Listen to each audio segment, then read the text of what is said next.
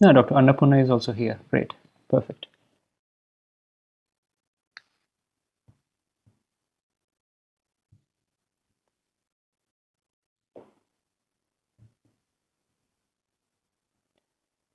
Dr. Annapurna ma'am, namaste. Can you hear us? Namaste, sir. Namaste, sir. I'm here. Namaste, Yeah. namaste ma'am. We don't see you actually. Yeah, now we can Yeah, see you. yeah. Hello. Namaste. Namaste, sir. Namaste, sir. Thank you for being here, ma'am. Thank you, sir. Thank you, sir. Thank you, sir. Dr. Rahul, can you hear us?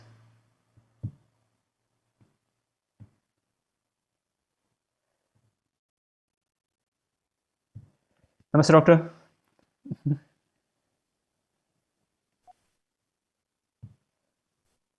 Doctor, namaste.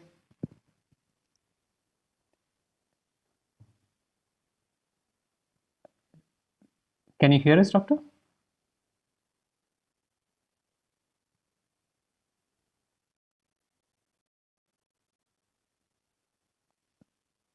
Dr. Rahul, can you hear us?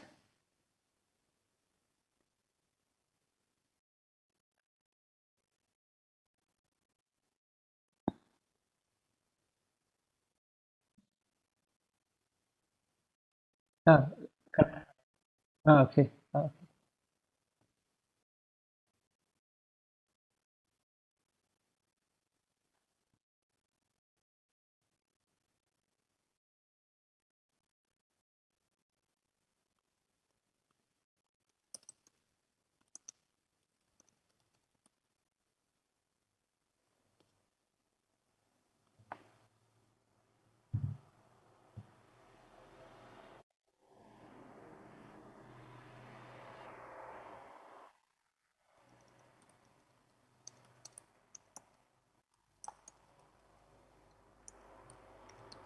I'm just writing to him.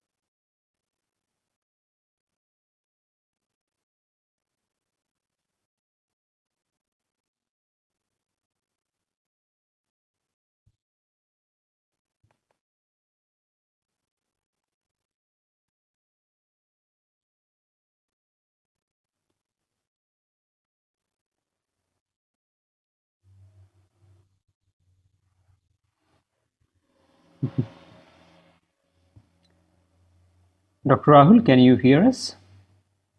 I think your audio is not connected. We can see you, but we can't hear you. Okay.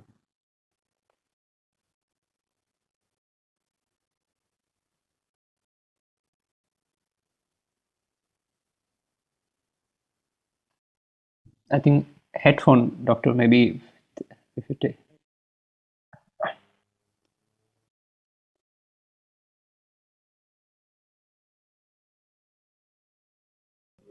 Mhm.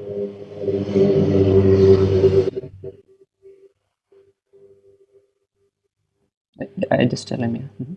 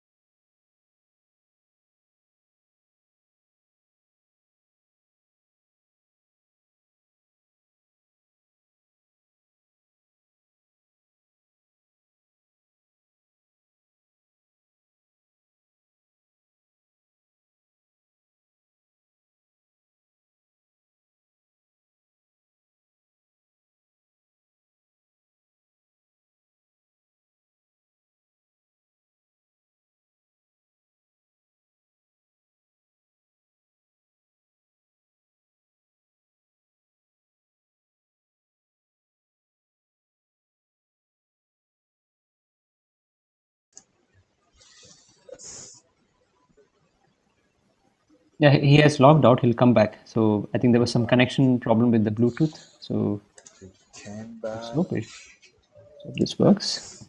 Let's hope everything works out fine.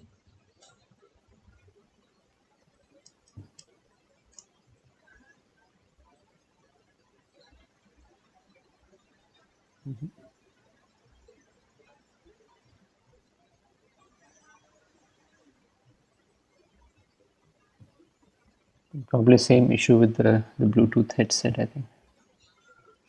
Yes, but still not.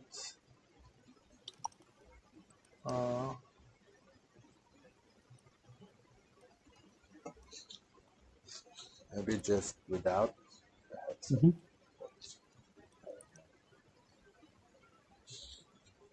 But it's trying to connect soon. Oh, it seems. Oh yeah. Oh yeah. Hello. Oh, doctor, you're here now. We can hear you. Welcome. Yes. Can you hear us, doctor?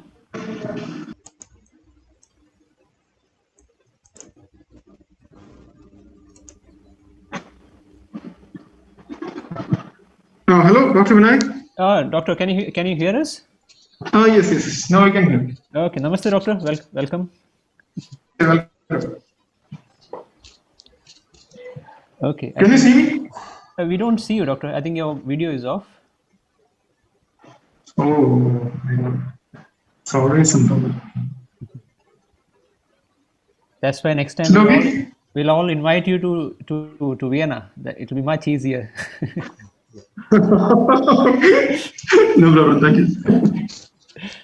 No, definitely. Okay, it would be easier for many people to be at the same place. Very good. Very good. Good. I think we can get started. I think Dr. Annapurna is there. Dr. Rahul. I think at least from two sides we can take the questions here. So we're going to the questions. Very good. So welcome back, everybody. It's discussion round time, and after our great paper presentations, before we had a short break, we had to set up some connections, and now we're back for the discussion round. It's about therapies working on immunity. So we had all the ideas and the discussions about what immunity is and which parts of immunity you have and what could help boosting it and so on. But now today we are on the final day of the Knowledge Festival. We want to know about the results as a medical path that we can take. So this is about therapies working on immunity, because of course the immune system is our main topic here. So I will put out a question to both our experts, and each of them will give us the point of view of their system and their concept on this issue. So we'll just start with Dr. Rahul, who is already here and ready to talk. So maybe you can tell us about the parameters you look into before deciding a therapy. So any patient will come to you, they have some issues. What are the parameters that you look and you say, this is the kind of therapy I will go for?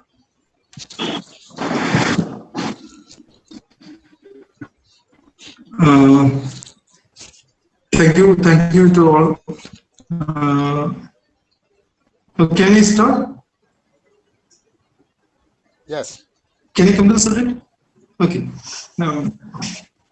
So the subject which is given is immunology. and the person he's put forward the subject of discussion, that is the therapies related to immunology and the parameters related to the therapeutic aspects. Right. So before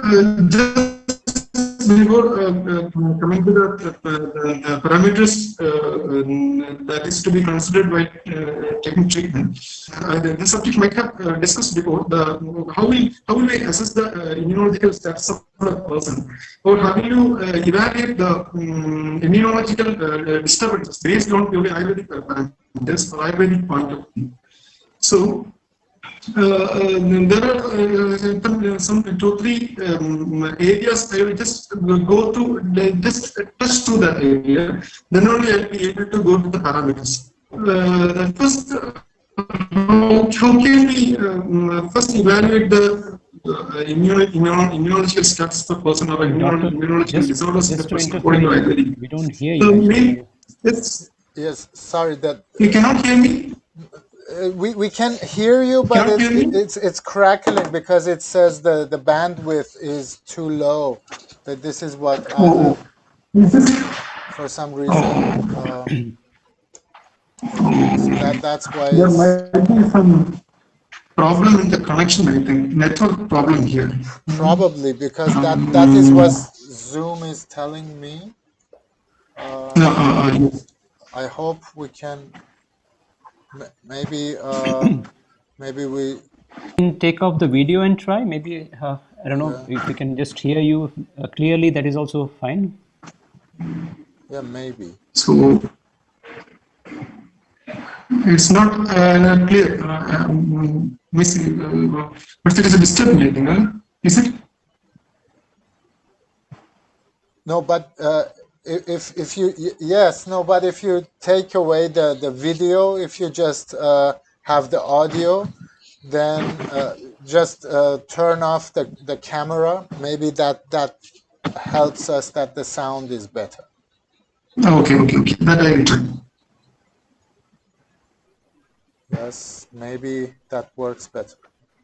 So is it clear now? It's a bit better. Yeah. So please, just go on. Yeah. Yes, sure. So, as per the Ayurvedic parameters, Ayurvedic point of view regarding the immunology, this subject might have discussed before, the way in which Ayurveda sees immunology. It is simply we can say based on ojas. There is a concept of ojas that which is important in Ayurveda. The immunology is directly related to the ojas of a person. So ojas is, if we go to the subject, it is very wide. Go through the ojas. So the level of the ojas will be present in a person in 3 forms. One, ojas in optimal level, ojas in Vishramsa, ojo Vishramsa, that is disturbed ojas. It is somewhat, it can be related to the hypersensitivity or even to the cancer immunology. That can be in that way. And this Ojakshaya. Ojakshaya is something which is the immunological level when it comes down. That is some sort of autoimmunity and this SARS-like conditions. Everything this is low immune level. So Ojakshaya, Ojo Vishramsa, and good ojas. These 3 ways ojas is present in the body. And whenever there is disturbance in level of ojas in the body, it will directly present, or it can be detected in a person as the immunological disturbances, clinically. So what are the symptoms in Ayurveda? Just I'm going through the subject. Some diseases described that are directly related to the different disturbances in ojas or the problems in immunological disturbance. So first one, the 2-3 conditions we can pick up. The most important one is Kshaya itself, Raja Yakshma. It is explained as Raja Yakshma. And there is Ekadasha Rupa, 11 manifestations of Rajeshma. It is explained in Ashtangadayam. In almost all immunological disturbances or immunological problems, in my experience, I can find any of these 11 forms, that is 11 symptoms that might have discussed before. I'm just going through.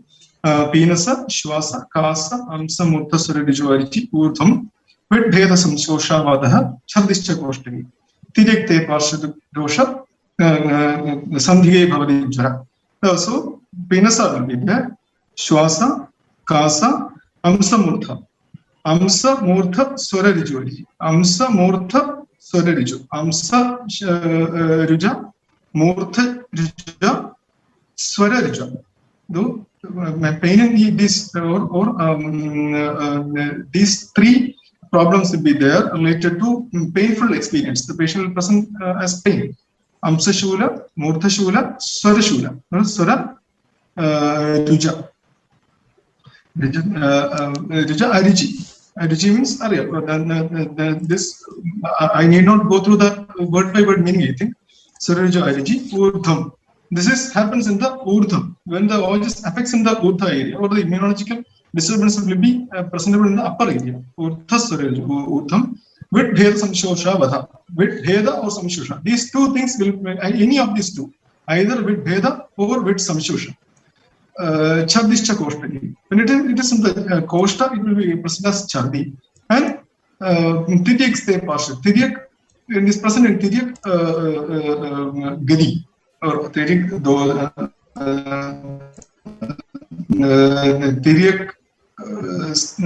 Sthiti.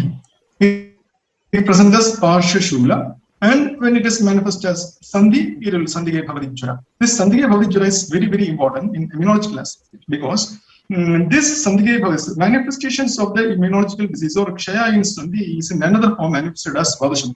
Or the joint pathology in Ayurveda, that is a wide subject, it is explained as Vadashamudam. It is only in here just mentioned as Sandhige Bhavadijara. This is the Ekadashi Rupa, and in almost all immunological disturbances, we can find either one of these 11 Rupa. That is very, in my clinical experience, it is evident. And another immunological aspect in Ayurveda, it is very important in clinically, that is Pandu Roga and Vadashamudam. In Pandu Roga, it is Oja Visramsa is there, Hridgadam, Pitta Pradhana Gupta Edokter Kovaner Mala, that is the Samprapti. Pitta is the predominant dosha and it is disturbed. Whenever the Ojas is disturbed, Oja Visramsa is simply evident in Pandu and the manifestations of Pandu. And the another condition which we can, it is most evident in clinically is Vadashamudam. Vadashamudam, it is the same thing which we have explained before. The Sandhiga will be manifested in Sandhi. It will be mainly related to Rakta Drishti. And what is that's the importance of Rakta and Ojas is that the Ojas and Rakta is deeply related due to functioning. In the function of Rakta is Jivana Varna Prasadana Vamsa Poshana. Jivana is one of the functions of Rakta, and this Jivana function is mainly one of the main properties of Ojas. So the Ojo Kshaya and Ojo Visramsa will be both will be manifested in Vadashamudam. So we can pick up all these mainly these three conditions immunologically, and Oja Visramsa and Oja Kshaya can be linked with these conditions. And fundamentally, in clinical aspects, when we go through, we will evidently start with Jala Chikitsa. And now I will come to the subject, parameters. Parameters considering the immunological disturbances. First one, definitely it will be Agni. First, we have to go through the Agni. The treatment principles in immunological disturbances will be, first is Divanam, this condition of ama will be there, this divana vajana will be there, we have to do, and then we will go to shodhana, and then we use rasayana. The common treatment principle is we can follow this common treatment principle, and for this initially we have to select one of the most important parameter will be Agni. Just go through the Agni, and before evaluating the Agni, we have to make an idea of the Prakriti of a person. Evaluating the Prakriti of a person, this is Sharira Prakriti and Manasika Prakriti, that you all know. Then evaluate the Agni itself. First, we'll go to the Agni, and then after evaluating the Agni, we have to go through the level of Ojas. How can we evaluate the level of an Ojas of a person? This Bala and Ojas is on an is deeply related. That is one is the Karya Karana Bandha is between Ojas and Balam, and Balam can be evaluated by Balam Agni Shakti, Balam Vyayama Shakti. So Bala can be evaluated by Vyayama, but Ojas, the level of Ojas can evaluate not only through Vyayama, but we have to go through in which dhatu it is manifesting. So we have to go through the level of dhatu, or the disease presented in the dhatu. After first evaluating the Agni, then go through the dhatu and dhatu. Which dhatu, if the disease is manifesting through Asti Majjagata dhatu, then we have to go through the Asti Majjagata Agni, and that dhatu level, we have to consider the level of Ojas. And Ojas in two levels we all know. One is Para and Apara Ojas. The Ojas that is present in the dhatus, it is called Apara Ojas, and in immunological aspects, we are dealing with mainly Apara Ojas. Apara Ojas is very important, and disturbances in Apara Ojas Visramsa and Apara Ojas Kshaya is directly manifesting as disturbances in immunological, clinical immunology. So, first one is Agni, second one is Dhadugata Dhatugni, and the next level is Bhudagni. Bhudagni is the most deep level of Agni, and it can be presented to the psychological aspect. The mental status of a person, the psychological manifestations of a person, the temperament, even the dreams, we have to consider in Bhudagni. So Manas will be very important in this level, and these are the levels of Agni that we have to consider by parameters we have to consider clinically. Then another parameter is the Vega. Vega is important. Why? Because in Pancha Vayu, as we know, always diseases are deeply related with the disordered function of Vayu. In Vayu, the Ojas or the level of Ojas is mainly related with Vyana, a function of Vyana Vayu and Udana Vayu. These two Vayu, Udana Vayu and Prana Vayu is very important, in function of Ojas, and this is we can manifest through this and evaluate through the Vega. Vega, as we know, 13 Vegas it is indicated, and all these 13 among these 13 Vegas, any of this Vega Rodha or disturbed Vega, we can consider clinically in immunological aspects and its treatment aspect. Then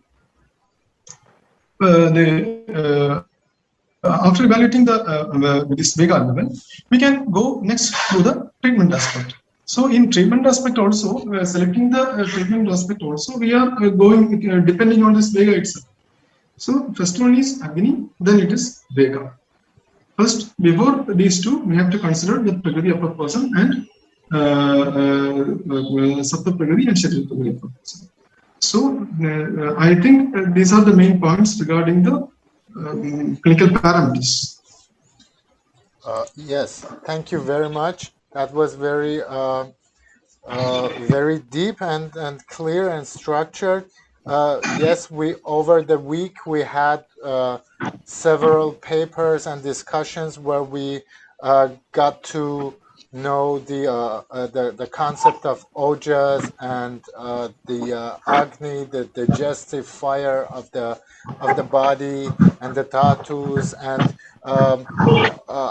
for all the viewers who didn't really get that, just go back, and also we will upload some of the videos, but you can see the live streams on Facebook, YouTube, and you can also get more singled out clips about all these issues, about the papers and the discussions we had throughout the week. Over the next few weeks, we will upload them all. So thank you very much for your first explanation. We will take the same question to Dr. Annapurna, who will kindly just give us her point of view on this question. What are the parameters you look into before deciding a therapy? Yes, namaste, sir. Namaste. Respected Dr. Vinayak, sir, respected Dr. Nasiri, sir, and organizing committee members and all the participants. Very good afternoon to all of you. I'll be, speaking on, with your question, how, before giving yoga therapy, in what way I'm going to assess the patients so that their immunity can be enhanced with the treatment of specific disorders in patients. As introduction to that, yoga therapy, even though yoga is has. Oh, sorry. Sorry, I just muted you. Sorry. Please, yes. Now you're good. Can you hear me, sir? Yes. Everything perfect. Sorry, it was my mistake. No problem. Yeah, yoga is a spiritual discipline. It has been, emerging as a clinical discipline within the broad category of mind-body medicine. Yes, yoga therapy has now also become a popular route to physical and mental well-being, and has been adapted for use in complementary and alternative system of medicine. Also, yoga therapy, being used as integrative medicine, as preventive aspect, rehabilitation aspect, and the supportive aspect. Actually, yoga therapy, it can be, how it is. It's one of the, we can explain as one of the alternative system of medicine where yogic principles or theories or literatures and yoga techniques like, asana, pranayama, various meditation techniques and bandha mudra techniques and the disciplines of lifestyle, yogic ahara are used to prevent, promote and, cure most of the disorders or, specifically the psychosomatic disorders. Whenever we start to give yoga treatment, either they are referred or directly they come to us. As yoga therapy has been developed according to modern medicine, but with that, certain yogic or parameters also has been incorporated, from the literatures. So after detailed case taking, of patient about the mild, moderate, severe categories of the disorder, with the treatment aspects, it's based on the how the sthula sharira or the gross body the parameters can be assessed, as well as the sukshma sharira or the subtle body, how the parameters can be assessed to treat the patients, as well as simultaneously to enhance the immunity. So to take the in gross body to improve the physiology and pathophysiology of the patient, as well as if we speak in terms of tridosha balance and dhatu agni mala kriya, these physiology, to enhance this physiology, as well as in the subtle body to enhance prana functions and to enhance chitta vritti nirodha concept. So as well as with all these concepts, transformation of a patient towards sattvika guna, or we call it as sattvikata or spirituality. So we consider all these concepts of yoga therapy while assessing a patient, and mainly we consider the immunity part of it, when all the organs, tissues of the body perform the functions that help to maintain the immunity. So the concepts are in yoga, yogi concepts, they are the pranas. Prana is the vital energy or life force existing within us. So there are 5. The prana, which, yes, keeps on functioning of the respiratory system, as well as the nervous system. And udana prana functions are, all the motor organ functions, and the apana prana functions are excretory functions or physiology, and samana prana functions are digestive physiology, and vyana prana functions are circulatory physiology. So in this way, the functions of various prana or life force energy are assessed when we take the case history of patient, as well as the functions of chitta. So chitta or the mental body, so functions are classified as per sattvika chitta, rajasika chitta, and tamasika chitta. So this is as per their attitudes, their behaviors, and their what we do call as guna. So as per their guna. So there will be guna assessment criteria is used to assess a patient's guna or the chitta assessment. So here sattvika attitude or personality or feature or guna is mainly based on about the intellectual levels, the kindness level, or the affectionate levels. So it's based on those features, as well as the rajasika guna assessment is done. How the patients, how he does projects his egoism, and always I myself, and he goes on like that. And it's majorly with likes and dislikes, like with the food, with the lifestyle practices and all.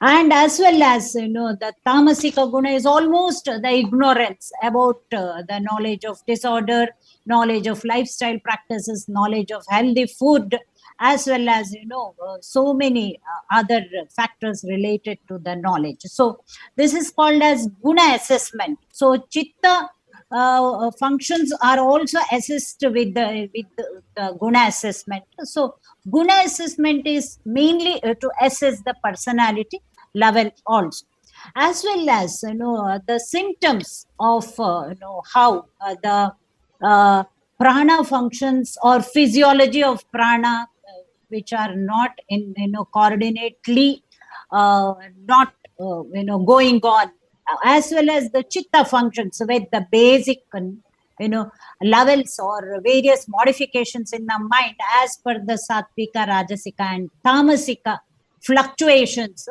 So to assess, we look into the signs and symptoms in a patient. So they are actually dukkha.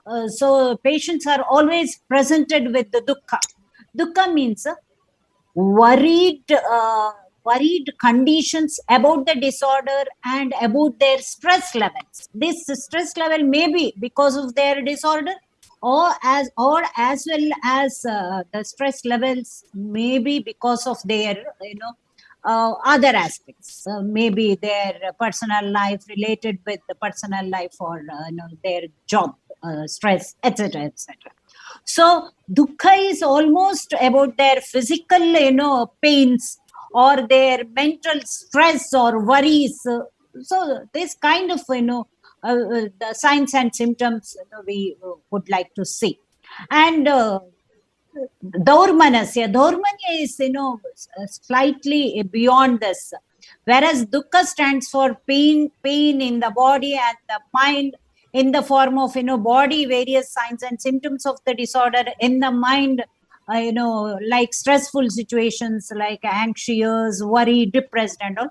But Daurmanasya is something, beyond that, where patient, yes, it's about, in what way he reacts. So there are Ari Shadvargas.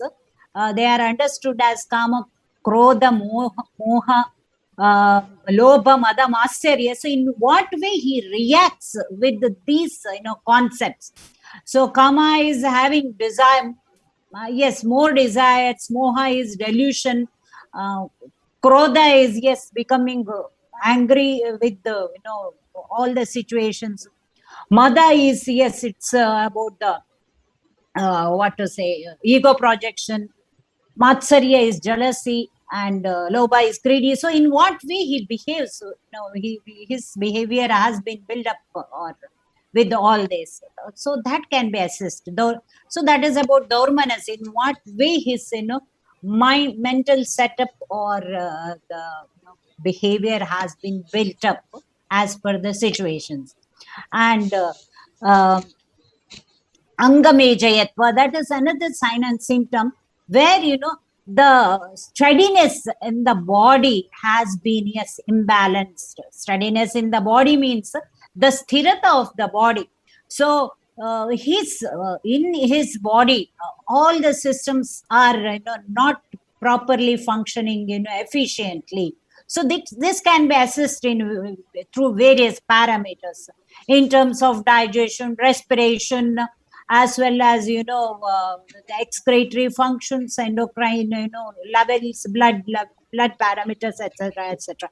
So when all the systems are not functioning in a coordination, so that is Angamejayatva, as well as, because of that, when there is no balanced function in the body, so there will be a lot of symptoms. So we would just see whether, this can be balanced by the practices of yoga techniques. So this is Angamejayatva and Shwasa Prashwasa Yoga. Another major, assessment is with the respiration pattern or breathing pattern. So this is, we assess their breathing pattern will be, yes, very fast, and this is exactly directly related with the mental thoughts or the modifications in the mind. So this is all about how to slow down the, there will be variations in their respiration. So the literature says we have to bring back it to a normal condition, so that the breathing has to become dirghaha and sukshmaha. Dirghaha, yes, it has to become lengthy, means not fast. Sukshmaha, not with the sounds, fast inhalation, exhalation. It has to become a fine breathing. It has to become a fine breathing. So in that way, it has to be managed. Whereas imbalance in the body, yes, functions, it has to become sthira. It has to be coordinated. So these, signs and symptoms we would assess before we, start with the how it can be managed. So whereas other part of it, Yoga Sutras of Patanjali, according to yoga, mind plays a significant role not only in the psychiatric or psychosomatic disorders, but also in every other form of the disorder. Yoga Sutras of Patanjali will convince that yoga practices, all the techniques, whatever has been explained in the literatures, they stabilize the psychophysiological mechanisms, and yoga lays a special emphasis on the cultivation of correct psychological attitude. So this is, with the correction of mind, mind and modifications of the mind. And there is a concept called as Panchakosha, the 5 levels of existence. So Annamaya Kosha is with the gross body existence. Pranamaya Kosha is, the energetic level, energy level, or we call it as, vitality existence. Manomaya Kosha is our mental existence. So Vijnanamaya Kosha is intellectual existence. Anandamaya Kosha is, yes, the final thing, the blissful existence. So immunity is, has to be enhanced in all these 5 existence. It may be, gross body immunity, maybe life energy immunity, the mental, health existence, or intellectual immunity, or blissful immunity. So if this immunity has to be enhanced, otherwise, there will be a slow manifestation of most of the disorders. So concepts of immunity, what we decide, actually, it is also based on improving, as I have told, improving the stability of the body functions, improving the prana functions. So as I have told, all the physiological functions are termed as prana functions, and improving the chitta state, yes, to bring about the calmness of the mind, so that there should not be up and down or fluctuations in 3 gunas or modifications of 3 guna or 3 features of thoughts in the mind. So they are all affect the immunity. So improving the psycho, which are related with the mental health, neuro, that is about which coordinates the physiology of the body, and endocrine, which yes, keeps on decreasing the stress hormones. So with all these, the prana functions develop the immune systems. So this is called as coordinations of all the systems by enhancing the prana functions. So also we call it as coordination of Sthula Sharira and Sukshma Sharira, or coordination of body, mind, and self. Or else, yoga tells us the individual existence has to be enhanced equal to the universal existence. That means the complete enhancement in the immunity of a patient. So there are few practices to enhance the immunity of a patient. So kriyas called as purificatory procedures, satvika ahara is termed as diet pattern, yama niyama practices are the lifestyle practices, asanas are the physical posture practices, breathing techniques are the pranayama techniques, and bandha mudras are the energy locking techniques. Various meditation techniques are termed as dhyana techniques. So all these they enhance prana functions. They coordinate physiological functions in terms of prana functions to improve immunity of the physical body or gross body. Also they enhance, they bring back to the originality of mental thoughts from rajasika and tamasika thoughts. They bring back and settle to sattvika thoughts or sattvika. So mental chitta, mind becomes very, very sthira or strong. When mind attains calmness, the immunity of the mind has been enhanced. So in this way, throughout the practice, all these components of yoga therapy enhances the immunity. Ultimately, in a patient, with the enhancement of immunity, there will be also enhancement of spirituality, which increases the happiness condition of a patient. So there will be immunity enhancement, happiness enhancement, and finally the text says that the signs and symptoms of immunity in a patient is vapukrishatvam. When a patient attains proportionate body weight, any patient with any disorder, yes, his immunological immunity has been enhanced. Vadane prasannata, his physical health, mental health, and spiritual health, when it has been increased, yes, his face represents his happiness, and Nadasputatvam, when his speech becomes very clear, yes, his immunity has been enhanced. Bindu when his, all the immunity levels in the body, any parameters if we take, like, blood parameters or all the efficiency of, all the systems in the body, yes, that is called as Bindu. Arogata, when there are no, manifestation of certain disorders, yes, that is called as, his immunity has been enhanced. So I would conclude by saying yoga has been enhancing immunity as per its meaning or the concept, enhancing individual existence equal to universal existence. It is not only for a healthy person who practices yoga, also for a patient with any disorder, maybe medical disorder, psychiatric disorder, or preconditions of certain disorders, or very what we call as the very severe disorders like schizophrenia or cancers, or we call it as rehabilitation treatment.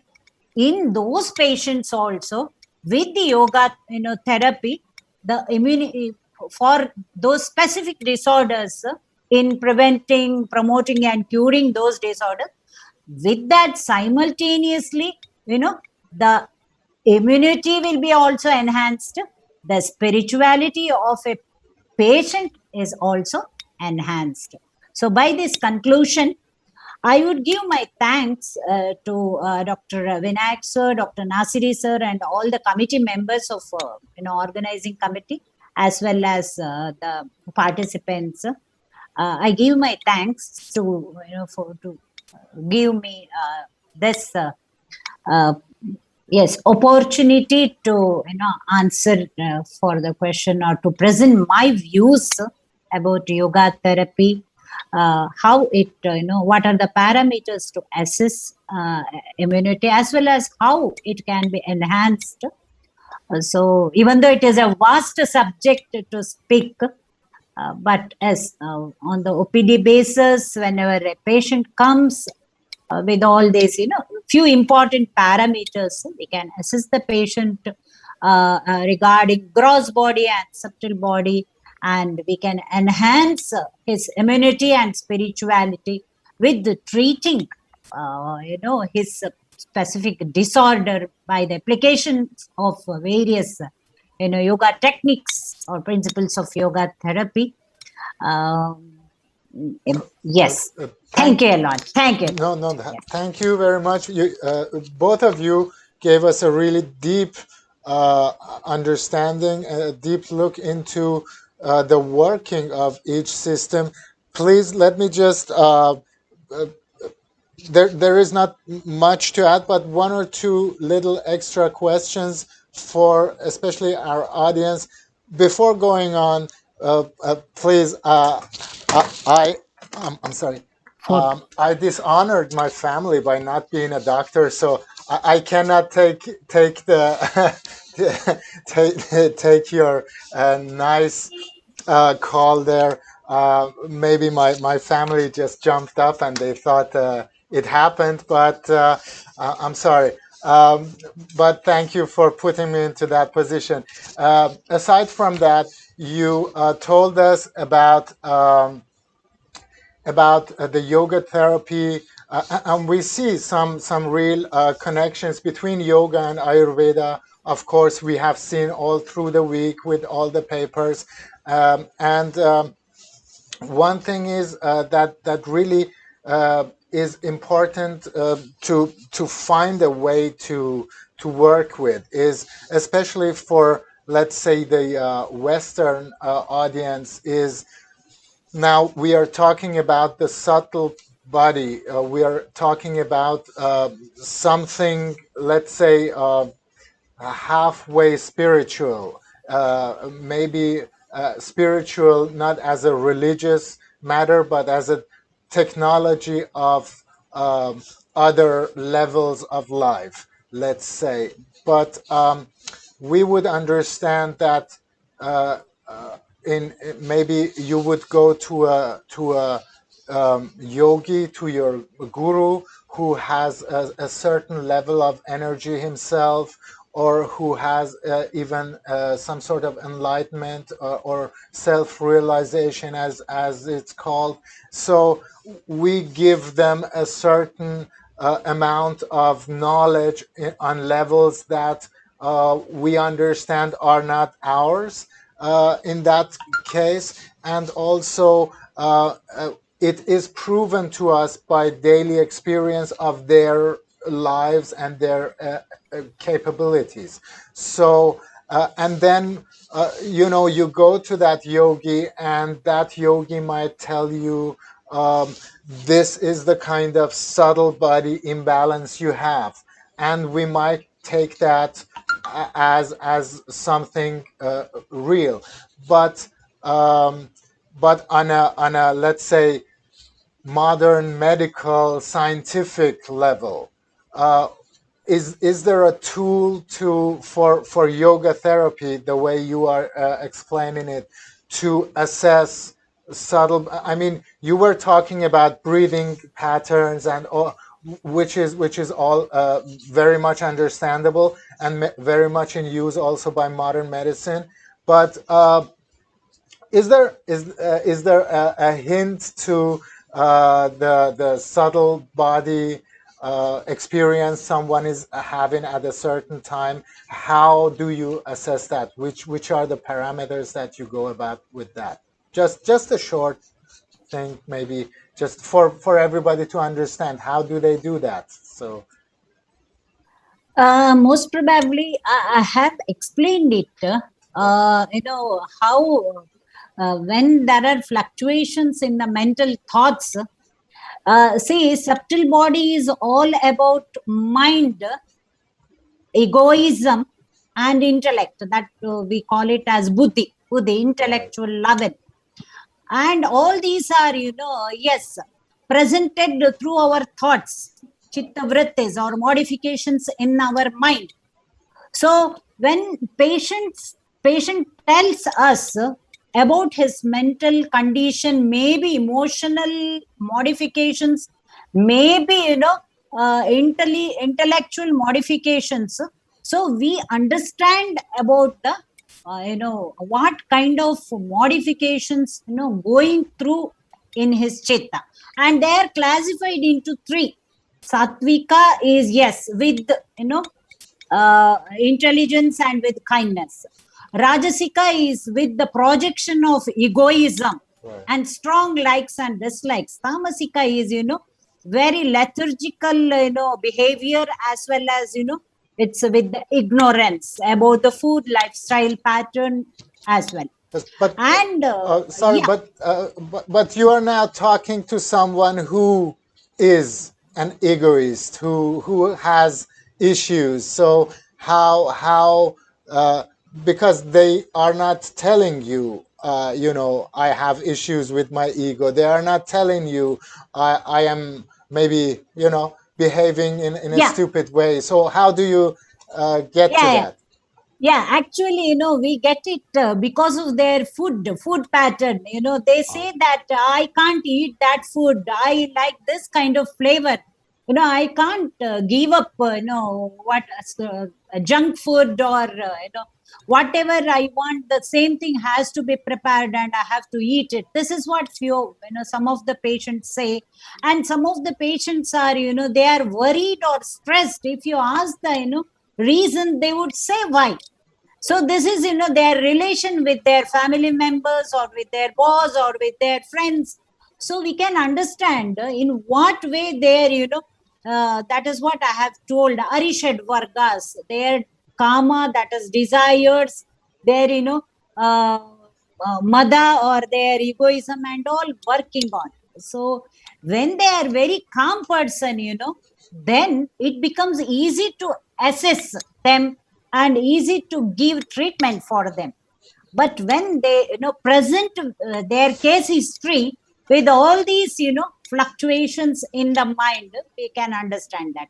As well as the same whatever mental aspects are there, they are yes, they present it through their attitudes, so this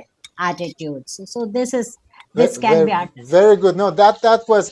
It's just that for us, for also Vinayak and our organization, it just becomes a vaster field of Yes, sir. information we have to bring into some Yes. scientific Aspects. guidelines. Yes. We have that measures also, but I think there is no time to explain all that.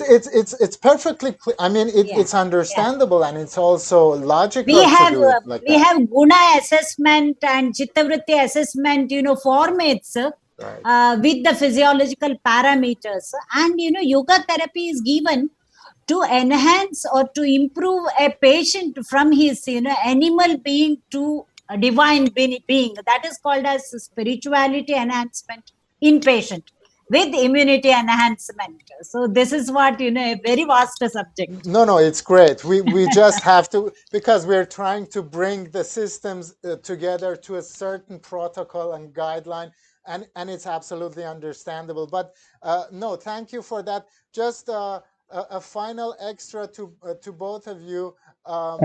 Wes, just to interfere, I think Dr. Reshma would like to add something. So. Oh yes, I'm seeing the hand going up. Please, doctor, go on. Thank you. Sometimes we always find that when you're talking about subtle body, we're talking about sattva, rajas, and tamas. And the sattva is supposed to be the guna, and rajas and tamas are supposed to be doshas. But doshas doesn't mean that the body is supposed to eliminate it. Actually, dosha means that which can actually get vitiated. Like this vata, pitta, and kapha are doshas of the body. So is rajas and tamas are doshas of the mind, which can get vitiated, but doesn't mean that we'll have to quell it. We don't have to kill it, because that is very essential. When we're talking about rajas and tamas, it's very essential for a person to have it in the correct, the levels that is prescribed for each and every person. It is customized, of course, for each and every person. So that level, when it actually is or likely to be vitiated, so that level, when it goes astray, I think that is when we are talking about all these problems ma'am has just mentioned, actually. Otherwise, it wouldn't be a problem. Tamasika guna is very essential for a person to stay calm, for a person to be, at times, that inertia has to be there in a person. For that matter, you'll have to have tamas. You'll have to have rajas for a person to go about his living it. Everyday life has to happen with the rajas. The way that he achieves the desires that he has to live on, to carry about. So all this is Rajasika guna.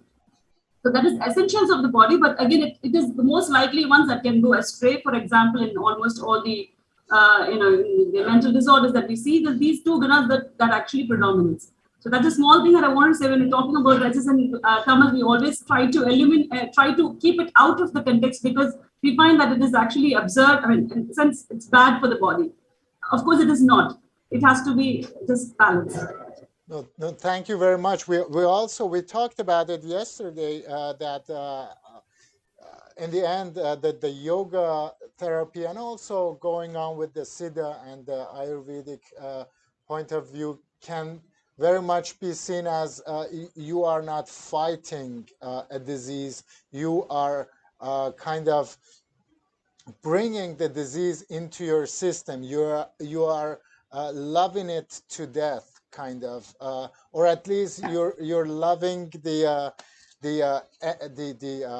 destructive energy of it to death, so that it just becomes part of you, and you do not have to be scared of it. But really,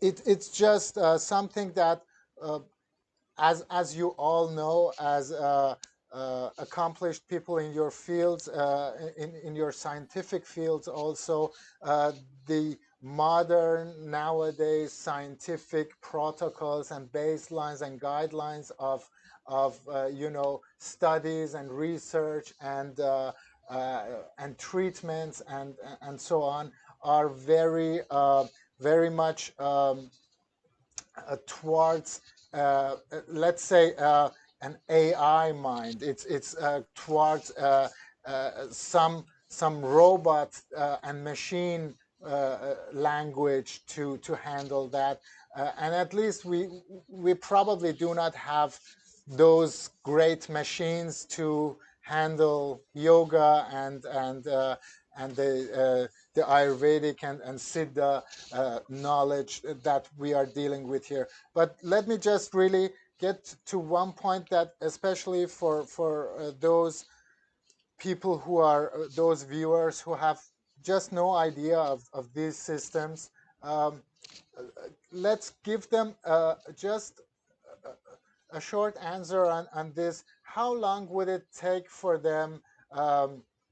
Let me again go to Dr. Rahul, who has been waiting for some time now, and then back also to you, Dr. Annapurna, and also let's go through all the guests. We have so many great doctors here. How long does it take for you to for a diagnosis, to assess a patient's situation at their first visit? So let's say a patient in Europe might think to himself, I go to a doctor, I will be there in the waiting room for half an hour, and I will be dealing with the doctor about 5 to 10 minutes. Okay, so this is the let's say Western way to handle it. You go in and then you say what is hurting, and then they look at you. Maybe tops, they give you 2-3 questions, and then they write down something. And it's not because they're bad or stupid or something. It's because this is the industrialized kind of medicine. They don't have the proper time to go into that deeper. Some of them really go out on their own, further education, and they want to know, they want to, but there is just not enough space to do that. So how long do you need time for a patient at the first time they come to you to have a diagnosis, to assess his situation?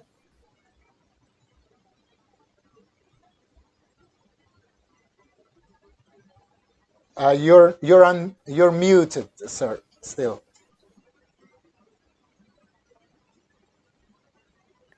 Doctor, you're muted. Is it me, Doctor, talking? No, I'm we're trying to get Dr. Rahul in here. You'll be. Yes, go ahead, please. Can you hear? Yes, it's great. Thank you. Can you hear? Yes. Can you hear? Can you hear? Yes. Yes, we can. Yes. Okay. Yeah. Yes. Actually, it's an interesting question. What time will it take to evaluate a person during his visit? I'm working in a government sector, so usually I used to deal with between 100 and 150 patients per day. But it is very, for the time being, I will get only 10 to 15 minutes for a person. Then only I'll be able to cover all these patients within a time span.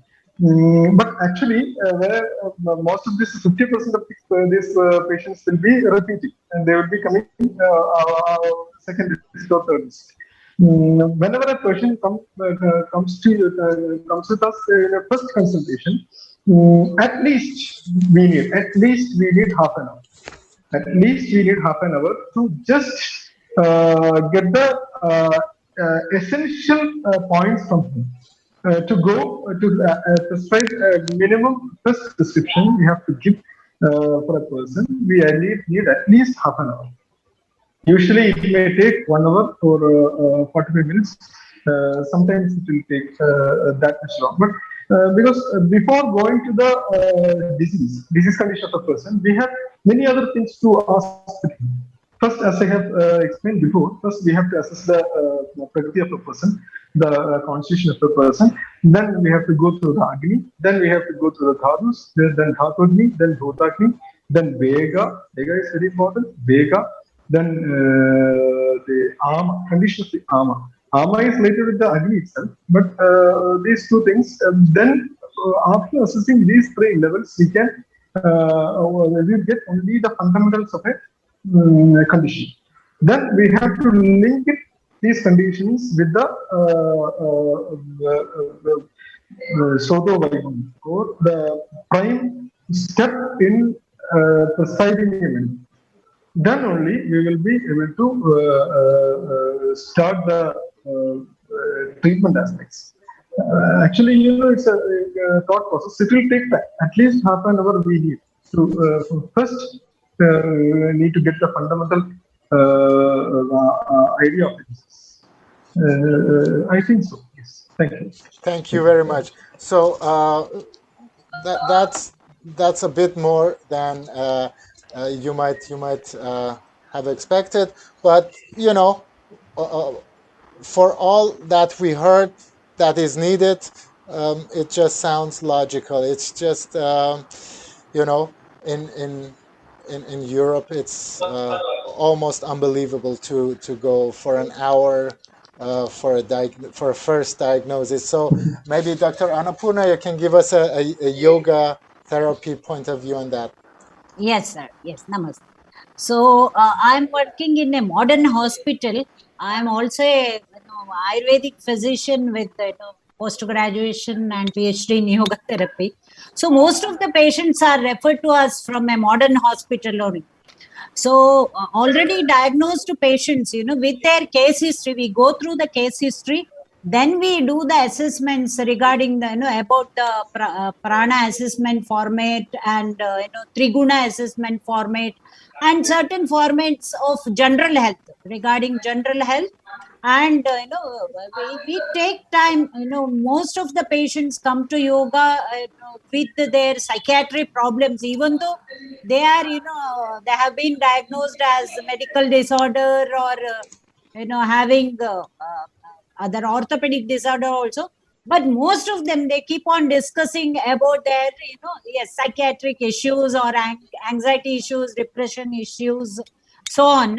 So with the diagnosis also, with the reference, we take more than 45 minutes to finalize our therapy, like to prescribe our therapy, what exactly, the diet pattern has to be given, in what way, lifestyle modifications, means yama niyama part has to be taught for practice, and looking at their age, gender and severity of the disorder.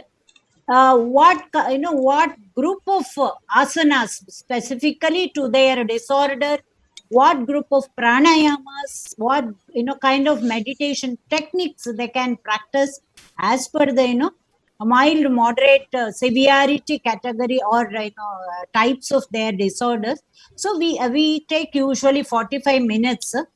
If they come directly to us, if they are telling about their orthopedic conditions, then we refer them to orthopedic department, or for the blood parameters with the diabetic patients, if they tell certain diabetic complaints, or so we send them for certain investigations also. Also if they want to get panchakarma treatment, now body purificatory methods, we call it as kriyas. If it requires more than that, if a patient requires more than that, whatever we give, so we refer them to panchakarma also, to the Ayurvedic department also. So the patient directly come to us, then also we take 45 minutes, sometimes two sessions we take for the final diagnosis and to prescribe the exact treatment package for them, or the techniques for them. And we take like 10 sessions or 15 sessions, keep on again, we keep on taking case history with the giving yoga treatments. So this is what exactly we do in our treatment. Very nice, very interesting, because you also using the modern medicine procedures and tests and data that is out there, and there is no limitation in and still you take more than 45 minutes for at least for a session. So in that case, so maybe Dr. Reshma Sanil, who is with us too, you're from the Ayurvedic branch too, but maybe you have something to add here. What else because you said you are running your own clinic, and maybe you have certain procedures that might be different in some ways.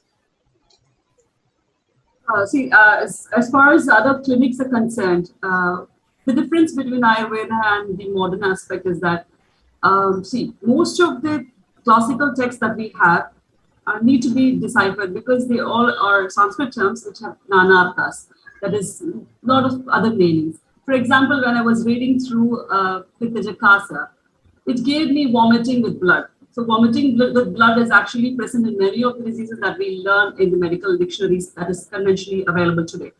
For example, pulmonary embolism. It can start with that and proceed on to having many other diseases that can come along with it.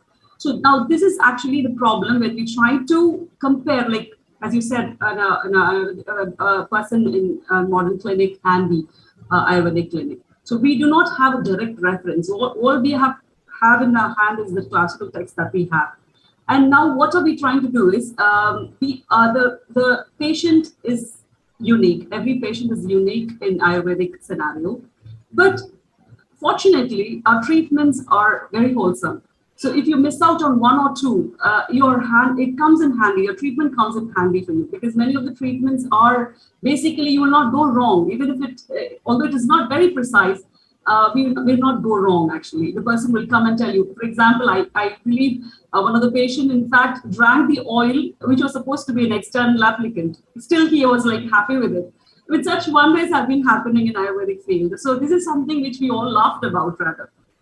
Now, having said this is how the modern clinics, actually, it's well documented, and it's easy to apply. When a patient comes, 5 minutes, deal, it's already done because of the available data, and they're able to decipher it immediately. Like, for example, a person comes and tells you 3 symptoms, immediately then the doctor knows that it is going to be that, but he confirm it with a CT scan and done. Your diagnosis is done, and the patient is going to go for his treatment within no time.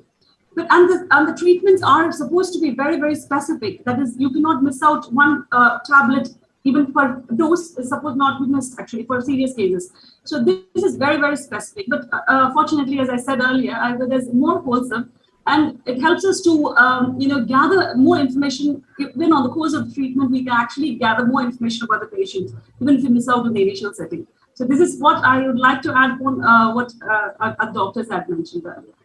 Thank you very much. This is this was really insightful, because we really, found out about how it works, and this is really the most important thing that we are setting up here. Also, because this is going to stay there, we will clip it out. It will be on the YouTube channel. People can go there and get the information. which is very important, I think, to really know about, to have a real idea and picture of what will be going on. It's not some mumbo jumbo that is just outside of my understanding. It might be outside of my understanding, but there is an inherent logic to it, and just look if it works. If it works, then it's fine. So with that said, Vinayak, if you want to add something. I think Dr. Annapurna would like to add something, and she raised the hand. Oh, yes. Yeah, I want to add something, sir. Yoga, outside it is practiced for the fitness. So I take time to educate the patient, whatever, they are doing from outside, that is only for the fitness. But as treatment, they have to, in what way they have to practice, what are the limitations for a, pediatric patient and geriatric patients. So the patient belongs to which age group, and we try to educate them about the limitations of yoga practice, what has been practiced outside as fitness, and what exactly they have to practice as treatment as per our suggestions, and why. So to get faithfulness also, it takes time. It is called as sakkara sevitaha dridabhumihi. Whatever yoga, they have to get faith in that.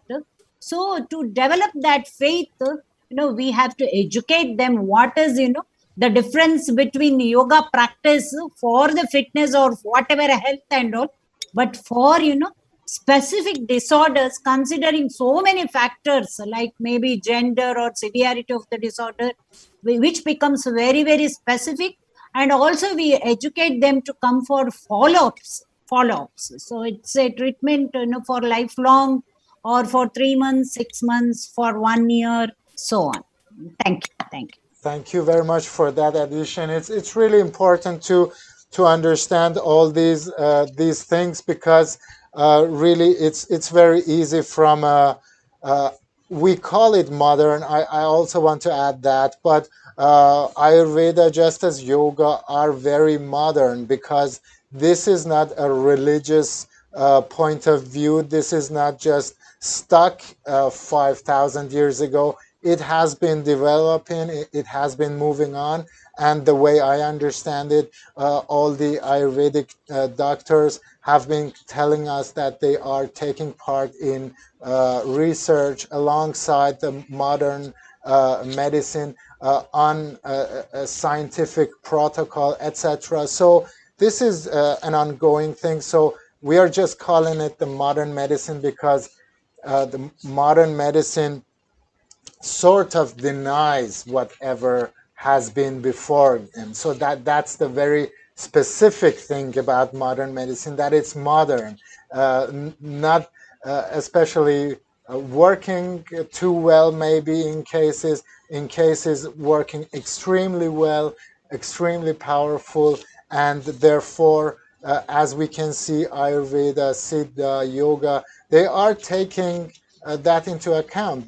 These people are all taking the testing capabilities, the research capabilities, the cooperation with doctors from allopathy and all that. So if we can take down these barriers, maybe some things work out better. In that sense, Vinayak, anything more? Absolutely. I mean, because I think Dr. Rahul and I worked long back, I think back in 2003, I think in the same hospital.